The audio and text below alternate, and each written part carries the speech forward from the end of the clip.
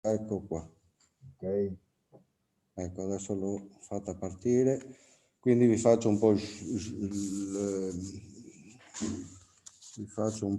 il riassunto di questa delibera,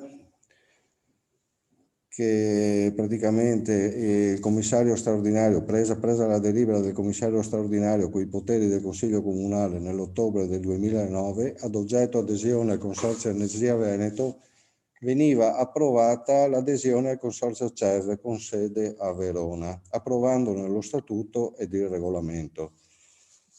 Con una delibera di giunta del 31 gennaio del 2019 ad oggetto adesione al servizio acquisti centralizzati del Consorzio Energia Veneto, veniva decisa in via sperimentale l'adesione al fine di servirsi in modo non esclusivo dei servizi del Consorzio, come centrale di committenza per l'espletamento delle procedure telematiche di scelta del contraente. Sulla base del servizio offerto sono venuti a mancare i presupposti alla scelta di utilizzare il servizio acquisti centralizzati per uno sconto pari al 3% come riferito dall'area tecnica nella primavera del 2020. Quindi il Consorzio CEV con la ESCO Global Power non è stato in grado di rispettare questi parametri per l'affidamento di energia elettrica e di conseguenza il nostro comune ha optato per un affidamento all'istituto CONSIP, che si ritiene opportuno venga mantenuto per questioni di continuità e l'economicità del servizio reso. Ecco, è entrato anche il consigliere Vindigni.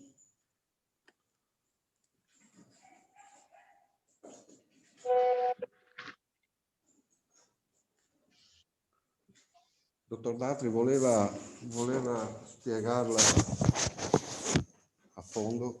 Aspetti che le passo la sedia. No, ragazzi, qua spesso mi vedono lo stesso. Sì. Allora, il Presidente ha inquadrato bene il tema. Allora, c'è una prima adesione del 2009 al Consorzio, la cui finalità è fornire alle migliori condizioni di qualità l'energia elettrica ai propri consorziati. Poi successivamente, nel 2019, il Comune ha optato per una, diciamo, appendice al rapporto con il Consorzio Energia Veneta che prevedeva un supporto alle procedure di gara svolte dal Comune secondo un determinato listino che chiaramente prevedeva degli importi che venivano corrisposti al CEV solo nel momento in cui fosse stato utilizzato. Il Presidente, si sente malissimo, l'audio del dottor D'Atri si sente malissimo. Sì. Allora, ripeto, allora, dicevamo, primo provvedimento, adesione al CEV, Consorzio Energia Veneto. Mi sente meglio, consigliere? Mi sente meglio? Sì, grazie. Si sente decisamente meglio così. Sì, adesso Sono sì. avvicinato al computer. Allora, quindi il primo provvedimento è questo. Come dicevo prima, la finalità del consorzio è garantire la fornitura di energia elettrica ai propri consorziati a delle condizioni economiche di vantaggio e chiaramente con un livello qualitativo, insomma, di riguardo. Nel 2019, tra le varie opzioni che erano date ai consorziati, c'era anche la possibilità di utilizzare un servizio di supporto alle procedure di gara che venivano effettuate dal Comune. E quindi il Comune di Pesaro decide di aderire a questa appendice in via sperimentale e non esclusiva, nel senso che decide di farlo per un periodo limitato e solamente per alcune gare, quelle che riteneva meritevoli di questo supporto, di questo aiuto. In realtà succede che l'esperienza che viene maturata in questa seconda parte di servizio, quindi di supporto alle gare, non è considerata particolarmente rilevante, nel senso che non muta la possibilità per il Comune di svolgere autonomamente le procedure di gara. Nel contempo, l'area tecnica segnala all'inizio di quest'anno che il Consorzio CEV fornisce energia elettrica attraverso una società che ha costituito che si chiama ESCO Global Power ad un importo che non è più tale da consentire un affidamento extra Consip.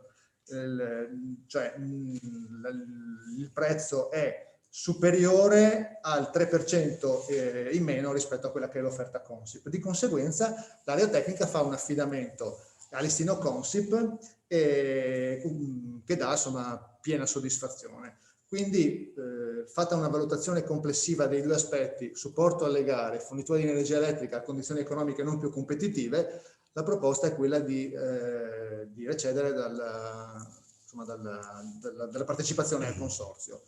Il recesso ha effetto, se si deciderà in questo senso, dal 1° gennaio dell'anno 2022 e a titolo informativo non è previsto che venga rimborsata la quota annua, che peraltro si andrebbe in questo modo a scadere alla fine dell'anno, che sono 800 euro.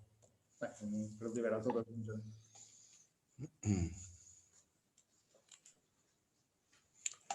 C'è qualche richiesta, qualche domanda, illustrazione?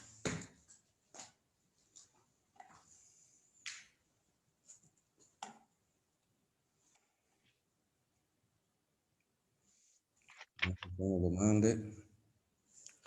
Se non ci sono domande chiudo il punto e la commissione prima,